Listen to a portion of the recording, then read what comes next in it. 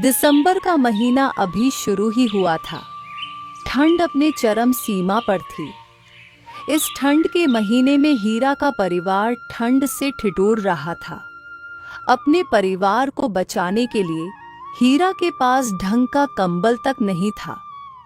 हीरा बहुत ही गरीब था और अपने परिवार के साथ बहुत गरीबी में जीवन व्यतीत कर रहा था।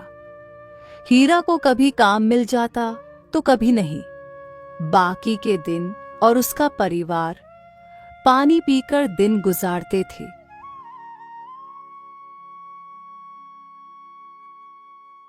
सुनिए जी, बच्चे भूख से तड़प रहे हैं। घर में अनाज नहीं बचा है। कल तो मैंने अपने पड़ोसन से थोड़ा आटा मांगकर रोटियां बना दी थी, लेकिन आज तो न चावल है न आटा। मैं बच्चों को क्या खिलाऊंगी? मैं क्या करूं अनु, मैं तो बहुत कोशिश करता हूं, लेकिन कभी काम मिल पाता है तो कभी नहीं। मैं सुबह ही गया था, किसी ने मुझे कोई काम नहीं दिया। फिर भी मैं अभी जाकर देखा हूं।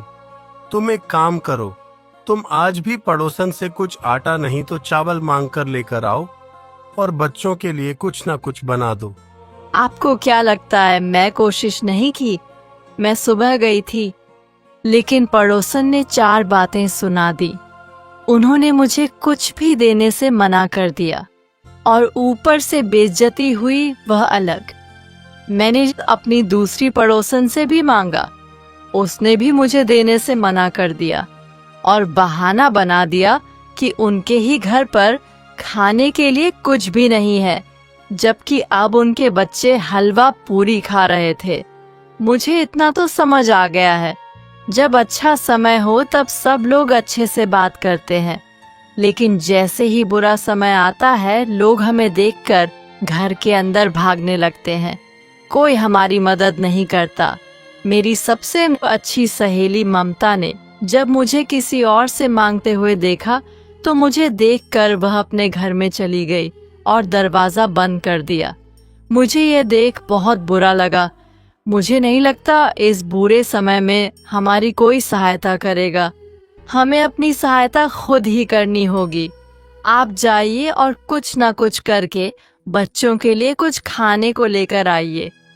मैं बच्चों को ऐसे तड़पते हुए नहीं देखना चाहती। तुम चिंता मत करो, मैं जाता हूँ और मैं कुछ ना कुछ लेकर ही आऊंगा। मैं वादा करता हूँ, हमारे बच्चे भूखे नहीं सोएंगे। तुम मेरा इंतजार करना, मैं अभी जाता हूँ।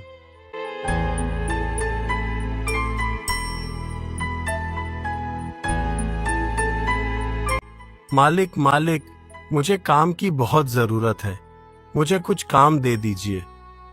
मेरे बच्चे भूख से तड़प रहे हैं मालिक। कल से उन्होंने कुछ नहीं खाया। आज अगर मैं खाली हाथ घर गया तो उन्हें आज भी भूख नहीं सोना पड़ेगा। कृपया मुझे काम दे दीजिए मालिक। कुछ भी काम चलेगा, मैं सब करने के लिए तैयार हूँ। जरा रुको, तुम्हें दिखाई नहीं दे रहा मैं कुछ जरूरी बात कर रहा हूं? चुपचाप खड़ा रहे यहाँ पे। रघु, ये 2 बोरियां लाल सिंह के घर 1 बजे से पहले पहुंच जानी चाहिए। इनमें बहुत जरूरी सामान है और लाल सिंह ने यह आज ही मांगी है। लेकिन मालिक, अभी तो 10 बज रहे हैं। 3 घंटे में ये कैसे मुमकिन है? उनका गांव तो बहुत दूर है।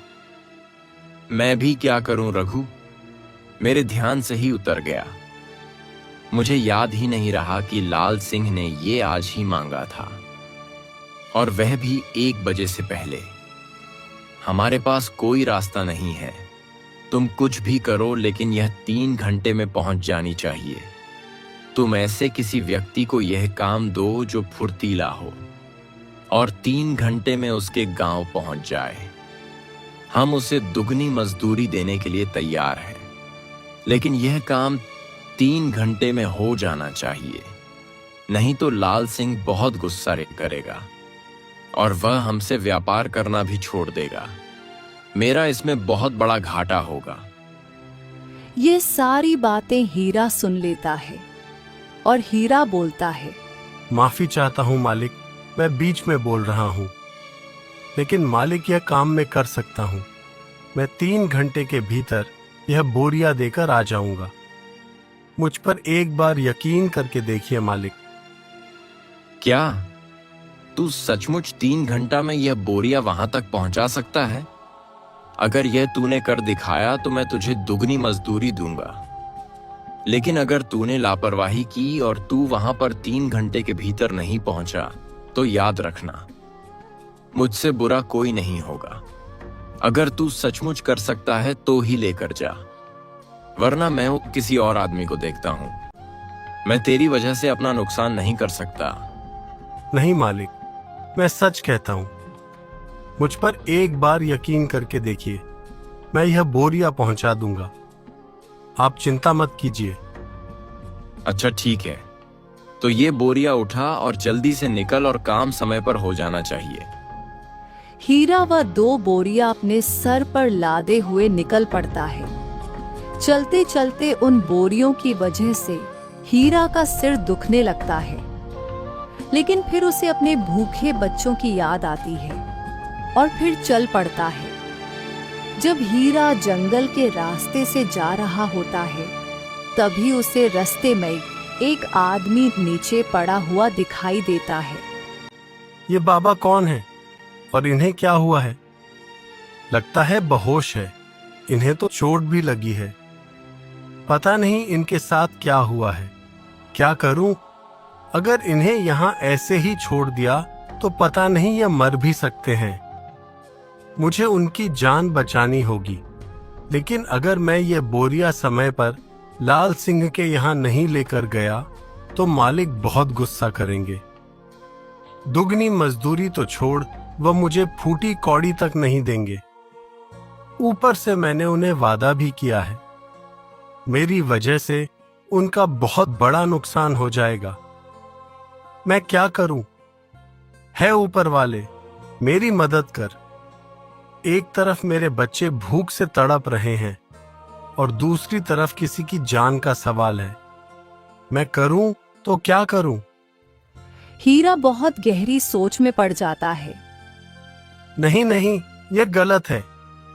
मैं इन्हें छोड़कर यहां से नहीं जा सकता। इनके जान का सवाल है।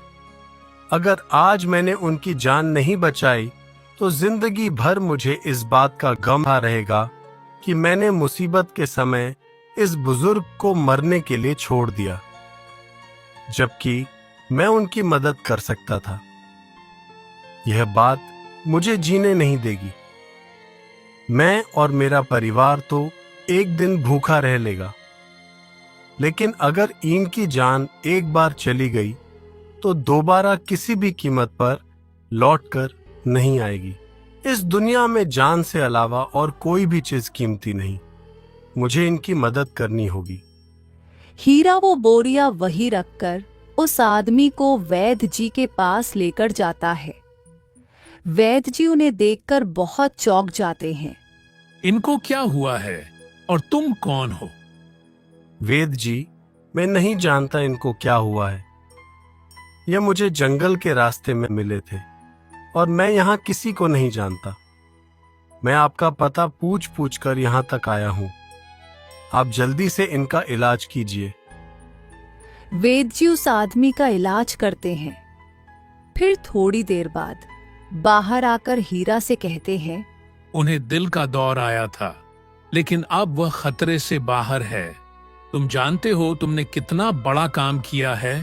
तुम जिन्हें यहाँ लेकर आए हो, क्या तुम्हें पता है वह कौन है? मुझे नहीं पता वह कौन है। मैंने तो बस इंसानियत के नाते उनकी मदद की है। वह चाहे कोई भी हो, मुझे इससे कोई वास्ता नहीं। लेकिन मैं उन्हें ऐसे रास्ते में तड़पते हुए नहीं छोड़ना चाहता था, इसलिए मैं उन्हें यहाँ लेकर आ गया।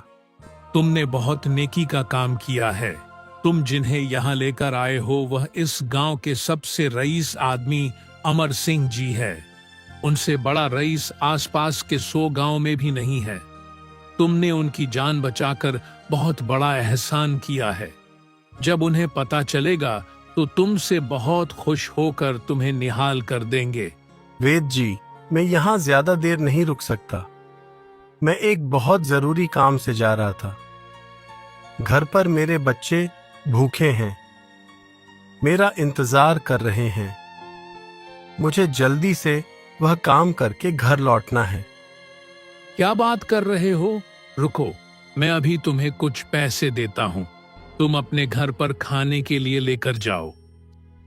नहीं नहीं वेद जी, मुझे इनाम नहीं चाहिए।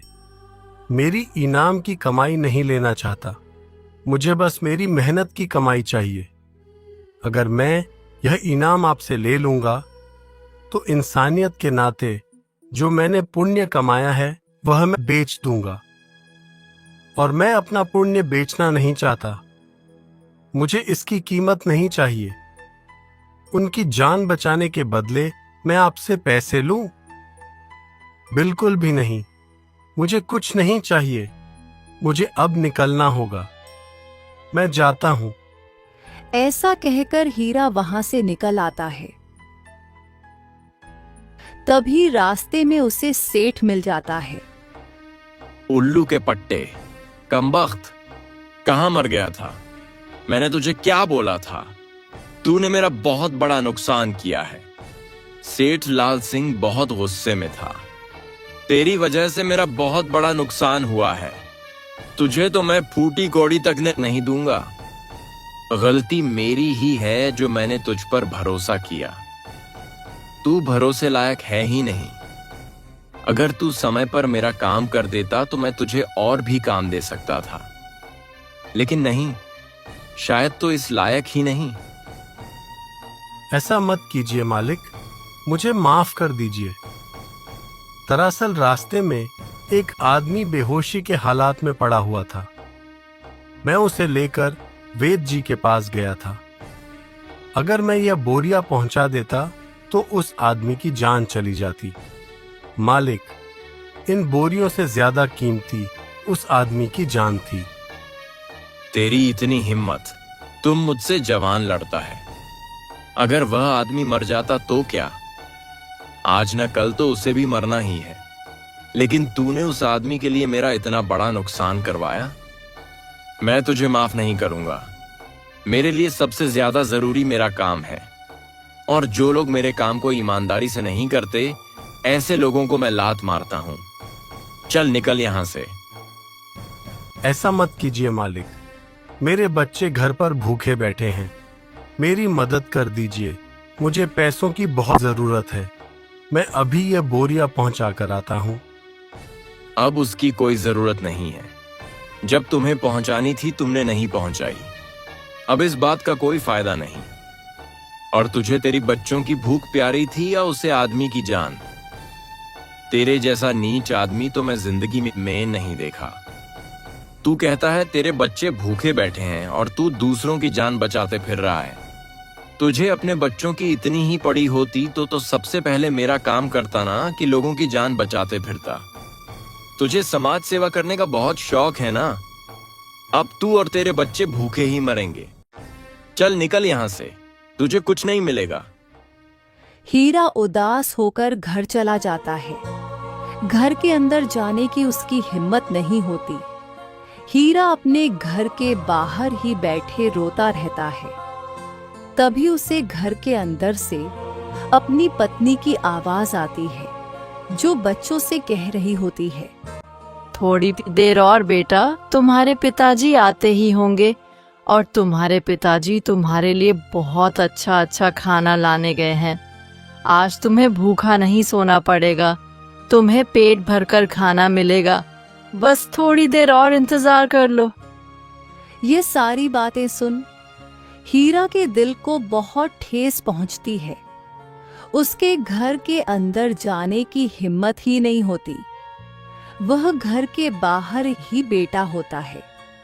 तभी थोड़ी देर बाद जब उसे बच्चों की आवाज आनी बंद हो जाती है तो वह घर के अंदर जाता है। उसे देख उसकी पत्नी रहते हैं। क्या हुआ जी, आज भी कुछ नहीं मिला? मेरा नसीब ही खराब है अनु। काम तो मिला था लेकिन पैसे नहीं मिले। और हीरा अनु को सारी बातें बताता है। मैं कितना बदनसीब बाप हूँ जो अपने बच्चों को पेट भर खाना तक नहीं दे सकता। आज मेरे बच्चे भूखे सो रहे हैं। लालत है मुझ पर, भगवान मेरे जैसा पिता किसी को ना दे। पता नहीं अनु मुझे उसे वक्त क्या हो गया था। मैंने अपने बच्चों के बारे में ना सोचकर उस आदमी के बारे में सोचा। अगर मैं उस वक्त उसे आदमी के बारे में ना सोचता तो आज मेरे बच्चे यूं भूखे सो रहे होते।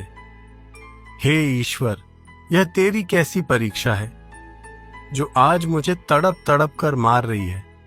आप सब्र रखें, सब ठीक हो जाएगा। ईश्वर सब देख रहा है। आपके उस पुण्य का हिसाब जरूर होगा। यहाँ कोई भी किया गया पुण्य जाया नहीं जाता, सबका हिसाब होता है। आपने अपने बच्चों के बारे में ना सोचकर उसे अनजान आदमी की मदद की है। देख लेना, ईश्वर एक दिन हमारी मदद जरूर करेगा। इसी उम्मीद से दोनों रात में पानी पीकर भूखे ही सो जाते हैं। अगली सुबह जब सेठ अमर सिंह को होश आता है तब वेद जी उन्हें सारी बातें बताते हैं। तो अमर सिंह बोलता है, क्या बात कर रहे हो वेद जी? आपने उस आदमी को रोका क्यों नहीं? हम उसका धन्यवाद करते। उसने हमारी जान बचाई है। उसने हम पर बहुत बड़ा एहसान किया है। नहीं तो शायद मैं आज जिंदा भी नहीं रहता। सेठ जी, मैंने उसे रोकने की बहुत कोशिश की, लेकिन वह बहुत मुसीबत में था। वह कह रहा था कि उसके बच्चे भूखे उसका इंतजार कर रहे हैं। सेठ जी, उसके हालात बहुत खराब थे। मुझे लगता है उसे पैसों की बहुत जरूरत थी। मैं तो उस वक्त होश में नहीं था। तुमने उसकी मदद क्यों नहीं? तुम उसे कुछ पैसे दे देते, बदले में तुम्हें कई गुना पैसे दे देता। सेठ जी, मैंने उसकी मदद करनी चाहिए थी। मैं उसे पैसे भी दे रहा था, लेकिन वह बहुत खुददार निकला। उसने वह पैसे लेने से इनकार कर दिया। मैंने ऐसा आदमी तो अपने जीवन में कभी नहीं देखा। कोई इतना भी ईमानदार और खुददार हो सकता है। हम अभी के अभी उसके गांव जाकर उसे इनाम देना चाहेंगे। सेठ जी, अभी आपको आराम की जरूरत है। आप कहीं मत जाइए। नहीं वेद जी, हम जब तक उसे आदमी से मिल नहीं लेते हमारा मन नहीं मानेगा। हम उसे जल्द से जल्द मिलना चाहते हैं, और जैसा कि तुम बता रहे हो वह बहुत कष्ट में है। उसने हमारी जान बचाई है। हम उसे किसी बात का कोई कष्ट नहीं होने देंगे। हम अभी उसके पास जाते हैं। ऐसा कहकर सेठ जी हीरा के घर पहुंच जाते हैं। घर में हीरा और उसकी पत्नी दोनों निराश होकर बैठे होते हैं। तभी बाहर से आवाज आती है। हीरा और उसकी पत्नी बाहर जाते हैं। अमर सिंह अपने आदमी के साथ होता है और उसके आदमी के हाथों में सोने के सिक्कों से भरी पोटली होती है। हीरा सेठ जी को देख बहुत चौंक जाता है और बोलता है, अरे सेठ जी, आपकी तबीयत कैसी है? आप ठीक तो हो ना? सेठ जी हीरा को देखकर उसे गले लगा लेते हैं और फिर बोलते हैं, मैं ठीक हूं बेटे। यह जिंदगी तुम्हारी ही देन है। अगर तुम मेरी मदद नहीं करते तो शायद मैं जिंदा नहीं रहता। तुम्हारा यह एहसान मैं जिंदगी भर नहीं चुका सकता। बेटा, मैं तुम्हें कुछ देना चाहता हूं। इसे स्वीकार करो बेटा। नहीं सेठ जी, मैंने यह सब पैसों के लिए नहीं किया है। मैंने तो इंसानियत के नाते आपकी जान बचाई है। मैं इसे पैसों में नहीं तोल सकता। जान बहुत कीमती होती है सेठ जी। पैसे लेकर मैं इस बात का सौदा नहीं कर सकता। मुझे यह पैसे नहीं चाहिए। वाह बेटे, सचमुच मैंने तुम्हारे जितना ईमानदार आदमी आज तक नहीं देखा। तुम बोलो बेटा, तुम्हें क्या चाहिए? हम तुम्हारे लिए सब करने के लिए तैयार हैं। सेठ जी, अगर आप कुछ करना ही चाहते हैं तो मुझे काम दे दीजिए। मुझे काम की बहुत जरूरत है। इस काम से मैं अपने परिवार का पालन पोषण करना चाहूंगा, लेकिन यह इनाम की कमाई मुझे नहीं चाहिए। मुझे मेरे मेहनत के पैसे चाहिए। बस आप मुझे काम दे दीजिए। आपका बहुत एहसान रहेगा। एहसान तो तुमने मुझ पर किया है, वह भी इतना बड़ा कि मैं काम देखकर भी नहीं चुका सकता। फिर भी तुम्हारी इच्छा है तो तुम आज से ही मेरे यहाँ काम करोगे। और हाँ, अब तो तुम तुम्हारे परिवार के लिए उसे कुछ तो पैसे ले लो, ताकि तुम्हारा परिवार भूखा ना रहे। उसके बदले में तुम मेरे यहाँ काम तो कर ही रहे हो।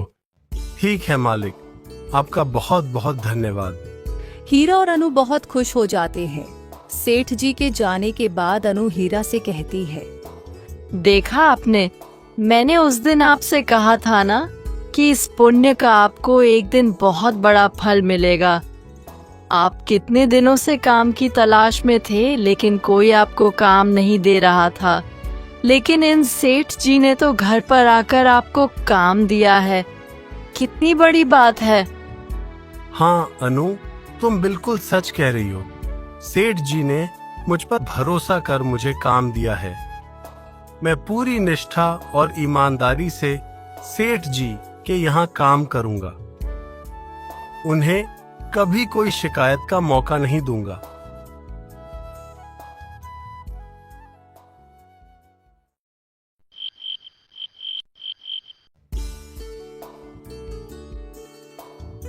दूसरे ही दिन हीरा सेठ जी के घर जाता है। सेठ जी अपने मुनीम से बात कर रहे होते हैं। सभी हीरा को देख मुनीम कहता है, कौन है तू? अंदर कैसे आया? तेरी हिम्मत कैसे हो सीधा सेठ जी के पास आने की? तुझे बाहर किसी ने रोका नहीं? निकल यहाँ से। पता नहीं कहाँ कहाँ से आ जाते हैं मुंह उठाकर। मुनीम, जबान संभाल कर बात करो। इसे मैंने यहाँ बुलाया है। इसने हम पर बहुत बड़ा एहसान किया है। ये हमारे दिल के बेहद करीब है। और हाँ मुनीम जी, याद रखिए, इसे किसी बात का कोई कष्ट नहीं होना चाहिए। आज से हम आपका काम कम कर रहे हैं। आज तक आपके कंधों पर मैंने बहुत बोझ डाल दिया था, अब वह बोझ में उतार रहा हूँ। आज से हमसे हमारे मजदूरों का हिसाब किताब हीरा भी देखेगा। हीरा, मेरी बात ध्यान से सुनो। हमारे यहाँ जितने भी मजदूर काम करते हैं, उन सब की तनख्वाह का हिसाब तुम रखोगे। और तुम्हें अगर और मजदूरों की जरूरत पड़ी तो तुम उसे भी काम पर रख सकते हो। यह जिम्मेदारी भी तुम्हारी होगी। किसी काम पर रखना है और किसी नहीं, यह सब तुम देखोगे। तुम सारे मजदूर पर ध्यान रखोगे। मालिक, इतनी बड़ी जिम्मेदारी क्या मैं संभाल पाऊंगा? मुझे कोई छोटा मोटा काम दे दीजिए मालिक। मैं इस लायक नहीं हूं।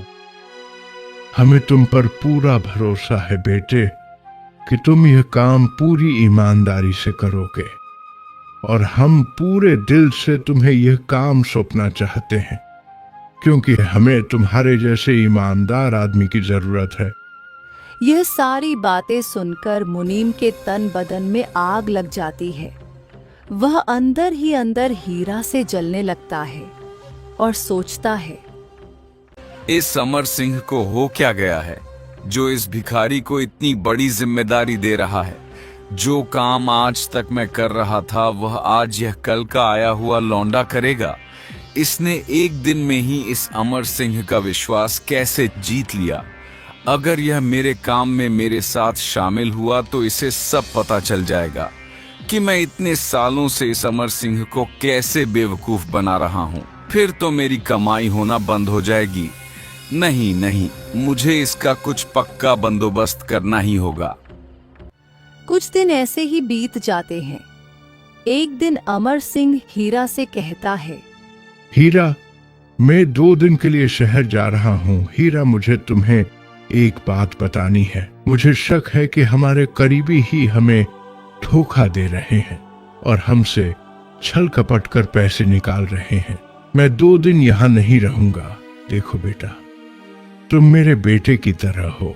भगवान ने मुझे कोई संतान नहीं दी, लेकिन आज तुम्हें मेरे पास भेजा है। शायद मेरी संतान होती तो तुम्हारी जैसे ही होती। मैं तुम पर बहुत भरोसा करता हूं बेटा। मुझे यहाँ किसी पर भरोसा नहीं। तिजोरी में जितने भी धन दौलत है वह सब मैं तुम्हारे भरोसे पर छोड़ जा रहा हूं। मैं यह सब अपने साथ नहीं ले जा सकता, और मैं यहाँ पर किसी पक्षी पर भरोसा भी नहीं कर सकता सिवाय तुम्हारे। तो मेरे आने तक तुम यही रहोगे और तिजोरी का ध्यान रखोगे। सेठ जी, आप बिल्कुल भी चिंता मत कीजिए। मैं अपने जान से भी ज्यादा इस तिजोरी का ध्यान रखूंगा। मैं आपके धन पर कोई आंच नहीं आने दूंगा। आप निश्चित होकर शहर जाइए। वह मुनीम अपने एक आदमी के साथ मिलकर एक चाल चलता है। सुनो, अच्छा मौका है। अमर सिंह यहाँ पर नहीं है। हमें आज रात ही तिजोरी से सारा धन निकालना होगा। ये सोच दोनों सेठ जी के कमरे की तरह बढ़ते हैं तो देखते हैं वहाँ हीरा बैठा होता है। तभी मुनीम सोचता है, ये हीरा यहाँ क्या कर रहा है? लगता है उस अमर सिंह ने इसे यहाँ तैनात किया है। इसके रहते हुए हम तिजोरी को हाथ नहीं लगा सकते। मुझे इसका कुछ न कुछ करना ही होगा।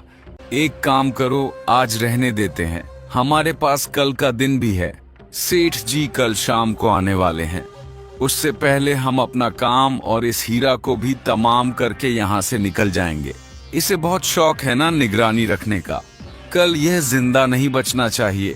इसे कल के कल ही मारकर जंगल में जाकर गाड़ देते हैं। किसी को कुछ पता नहीं चलेगा। और जब सेठ जी आएंगे और देखेंगे कि तिजोरी का सारा सोना और पैसे गायब है और हीरा भी गायब है, तो सारा इल्जाम इस हीरा पर आ जाएगा। हमें धन भी मिल जाएगा और किसी को कानो कान खबर भी नहीं होगी। सारे लोगों को यही लगेगा कि हीरा ने यह सब कुछ किया है। और फिर अगले दिन मुनीम खाने में जहर मिला देता है और हीरा के पास जाकर बोलता है, हीरा, तुम कब से यहाँ बैठे हो? ऊपर से तुमने कुछ खाया भी नहीं है। जाओ, थोड़ी देर के लिए मैं यहाँ बैठ जाता हूँ, तब तक तुम खाना खा लो। नहीं मुनीम जी, सेठ जी ने बहुत भरोसा करके मुझे यह काम सौंपा है। जब तक सेठ जी नहीं आ जाते मैं यहाँ से कहीं नहीं जाऊंगा। वैसे भी 2-3 घंटे की तो बात है। अब सेठ जी आने ही वाले हैं। तब तक मैं यही ठीक हूँ। मैं बाद में खाना खा लूंगा। अरे ऐसे कैसे?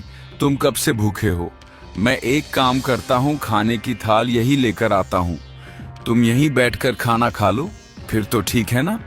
जी मुनीम जी, ठीक है, मैं यही खा लूंगा। मुनीम खुश होकर वहां से चला जाता है। उसके जाने के बाद हीरा सोचता है, सेठ जी ने कहा था कि उनका कोई करीबी ही उनके खिलाफ है। उनमें यह मुनीम भी तो हो सकता है। नहीं नहीं, मुझे किसी पर भरोसा नहीं करना चाहिए, इस मुनीम पर भी नहीं। और ऊपर से यह मुझे खाना खिला रहा है। आज तक इसने मुझसे ढंग से बात तक नहीं की, और आज इसे मेरे खाने की क्यों पड़ी है? जरूर कुछ गड़बड़ है। तभी वहां पर मुनीम खाने की थाली रखे कहता है, लो भाई, जल्दी से खाना खा लो। धन्यवाद मुनीम जी, जो आपने मेरे लिए इतना सोचा और आपने मेरे लिए के खाना लाया। आप जाइए ना, मैं खाना खा लूंगा। मुनीम वहां से चला जाता है। उसके जाने के बाद हीरा सोचता है, जरूर खाने में कुछ गड़बड़ है। इस खाने में कुछ मिलाया है। मुझे कुछ भी करके यह खाना कहीं फेंकना होगा। इससे पहले ये मुझे देख ले, मैं ये खाना बाहर फेंक आता हूँ। फिर हीरा वह खाना बाहर जाकर एक जगह फेंक देता है। वह देखता है कि वह खाना कुछ चींटी और चूहा खाने आ जाते हैं, और जैसे ही वह खाना खाते हैं वह बेहोश हो जाते हैं। यह देख हीरा को बहुत बड़ा धक्का लगता है। हे भगवान, इसका मतलब मैंने जो सोचा था वह सच है। यह मुनीम मुझे मार देना चाहता था और इस मुनीम की ही नजर सेठ जी की दौलत पर है। मुझे यह बात जल्द से जल्द सेठ जी को बतानी होगी। पता नहीं ये मुनीम कब से मेरे मालिक को ठग रहा है। थोड़ी देर बाद मालिक आते ही होंगे, मैं उन्हें सारी बातें बता दूंगा। अभी फिलहाल मुझे बेहोशी का नाटक करना होगा, नहीं तो मुनीम सोचेगा कि मैं वह खाना खाया ही नहीं और मुझे अपने पास बचाव के लिए कुछ रखना होगा। पता नहीं ये लोग किस हद तक चले जाए। मैं भी देखना चाहता हूँ आखिरी यह मुझे बेहोश करके करना क्या चाहता था। फिर हीरा बेहोशी का नाटक करता है और नीचे लेट जाता है। मुनीम अपने आदमी से कहता है, इसका काम तो तमाम हो गया। एक काम करते हैं, सबसे पहले जाकर तिजोरी में से सारा धन निकाल लेते हैं, उसके बाद इसको भी ठिकाने लगा देंगे। दोनों सेठ जी का सारा धन निकाल लेते हैं और फिर हीरा उठ जाता है, अपने हाथ में चाकू रख उन्हें धमकाता है और कहता है, खबरदार, अगर मेरे मालिक के धन को यहाँ से ले जाने की कोशिश की, मैं तुम्हें यह नहीं करने दूंगा। चुपचाप ये सारा धन यहाँ रख दो। मुनीम हीरा को जिंदा देख चौंक जाता है और डरते डरते कहता है, तुम जिंदा हो? तुम जिंदा कैसे हो सकते हो? क्यों मुनीम, मुझे जिंदा देखकर तुम्हें हैरानी हो रही है ना? तुमने तो बड़ी अच्छी चाल चली थी मुझे ठिकाने लगाने की, लेकिन तुम अपने मकसद में कामयाब नहीं हो पाओगे। तुमने क्या सोचा था? तुम मुझे मार दोगे और सेठ जी का सारा धन लेकर यहाँ से भाग जाओगे। कुछ तो शर्म करो मुनीम। सेठ जी सालों से तुम पर भरोसा करते आ रहे हैं और ये तुम क्या कर रहे हो? तुमने उनके भरोसे का ये सिला दिया। जब सेठ जी को ये सब कुछ पता चलेगा, उन्हें कितना बुरा लगेगा, उनके दिल पर कितनी चोट पहुंचेगी। जिसके भरोसे पर तुम्हारा घर चलता है, तुमने उसके ही घर में चोरी कर रहे हो। तुम्हें शर्म आनी चाहिए। तभी किसी की कदमों की आहट आती है। लगता है सेठ जी आ गए, अब तुम्हारी खैर नहीं। अच्छा हो गया सेठ जी जल्दी आ गए। तुम्हारी यह घिनौनी हरकत सेठ जी अब अपनी आंखों से देखेंगे। मैं भी देखता हूँ अब तुम कैसे बचते हो। तभी मुनीम एक तरकीब सूझती है और सारा धन हीरा के पास रखकर खुद नीचे गिर जाता है और हीरा से कहता है, नहीं हीरा, मुझे मत मारो, ऐसा मत करो। मैंने तुम्हारा क्या बिगाड़ा है? तुम ये सब क्यों कर रहे हो? हमारे सेठ जी ने तुम पर इतना भरोसा किया और बदले में तुम सेठ जी को इतना बड़ा धोखा दे रहे हो। यह गलत है हीरा, मैं तुम्हारे आगे हाथ जोड़ता हूँ, ये सब मत करो, मुझे छोड़ दो, मुझे मत मारो। तभी अमर सिंह वहां पर आ जाता है और ये सारा मंजर देख सारा खेल ही उल्टा पड़ जाता है। हीरा सोच में पड़ जाता है कि आखिर ये मुनीम बोल क्या रहा है। ये सब क्या हो रहा है मुनीम जी? ये सब क्या है? अच्छा हुआ मालिक आप आ गए, मुझे बचा लीजिए मालिक। यह हीरा मुझे मार देना चाहता है। आप देखिए, इसके हाथ में चाकू है। यह आपकी सारी दौलत लेकर यहाँ से भाग रहा था। मैंने इसे रोकने की कोशिश की तो यह मुझे मार देना चाहता है। ये सारी बातें सुन अमर सिंह को बहुत बड़ा धक्का लगता है और हीरा के पैरों तले तो जमीन खिसक जाती है। वहां का मंजर देख कोई भी यही सोचता कि यह सब हीरा ने किया है। अमर सिंह ने भी वही सोचा और सारा इल्जाम हीरा पर डाल दिया। हीरा, मैंने तुझे अपने बेटे की तरह समझा था। प्रशांत फरामोश, तूने मेरे साथ इतना बड़ा धोखा किया।